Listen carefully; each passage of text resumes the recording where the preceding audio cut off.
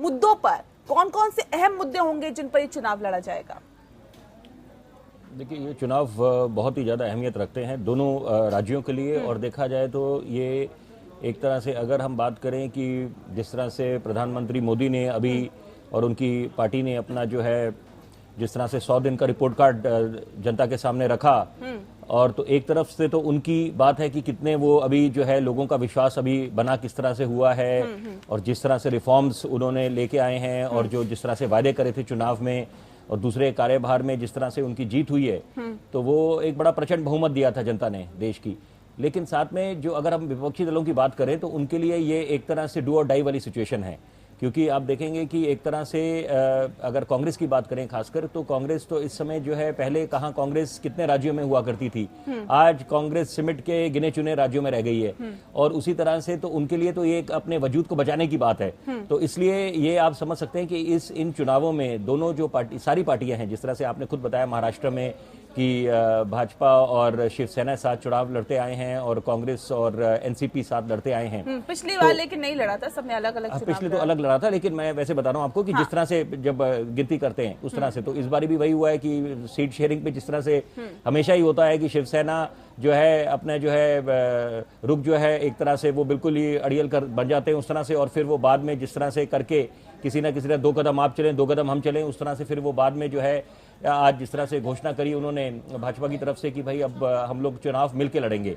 तो उसी तरह से आप देखेंगे कि इन चुनाव में मुद्दे काफी हैं।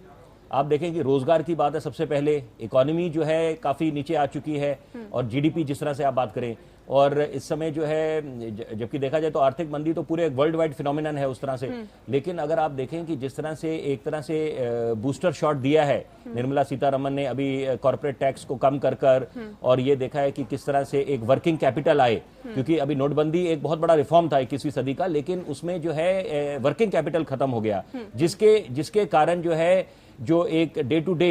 जो इंडस्ट्रीज को या कॉर्पोरेट हाउसेस को जो एक कैपिटल हुआ करता था उसमें काफी कमी आई, उसके कारण जो है पूरा जॉब्स पे इंपैक्ट पड़ा। तो इस बारी ये होगा। लेकिन सबसे अहम मुद्दा ये देखेंगे आपकी किसानों का, क्योंकि किसान अगर देश का तरक्की करता है या किसी राज्य का तरक्की करता है तो उसका डायरेक्ट इंपैक्ट आपका जीडीपी पे पड़ता है। तो ये दोनों सरकारें, चाहे हरियाणा की कहें चाहे महाराष्ट्र की कहें, तो ये अपने किसानों को भी हमेशा खुश रखना चाहेंगे, और ये मुद्दा काफी वो है। और उस तरह से हाउसिंग की बात करिए, जैसे बजट में था कि हाउसिंग फॉर ऑल, तो ऐसे कई मुद्दे उठेंगे कि आप पहले कैसे एक इकोनॉमी को लाएं, पटरी पे लाएं। और खासकर देखिए, खासकर ये चर्चा अधूरी रहेगी अगर हम उनके ब्रांड एम्बेसडर्स की बात ना करें। मुंबई की बात करते हैं तो वो आपकी फिल्म इंडस्ट्री चलती है, तो आपके जितने बड़े बड़े ये सितारे हैं फिल्मी जगत के, तो वो अगर जब तक आपके ब्रांड, जिस तरह से आपने देखा हरियाणा में खेलकूद को हमेशा बढ़ावा दिया जाता है, कितना नाम कमाया है, पूरे देश का नाम रोशन कराया है विश्व स्तर पर हरियाणा के एथलीट्स ने और खिलाड़ियों ने, तो उसी तरह से इन्होंने हमेशा एम्बेसडर्स बने हैं अपने राज्य के लिए और उसको बढ़ावा दिया है जो भी उनकी योजनाएं हैं। इसी तरह से जो है मुंबई के भी लोग जो हैं फिल्मी जगत के, तो वो अगर आगे बढ़ेंगे, कई मामलों में आते हैं, टूरिज्म में आते हैं और उनके ब्रांड एम्बेसडर्स बनते हैं, तो उसी तरह से अगर ये करेंगे तो एक देश हित की बात होगी काफी।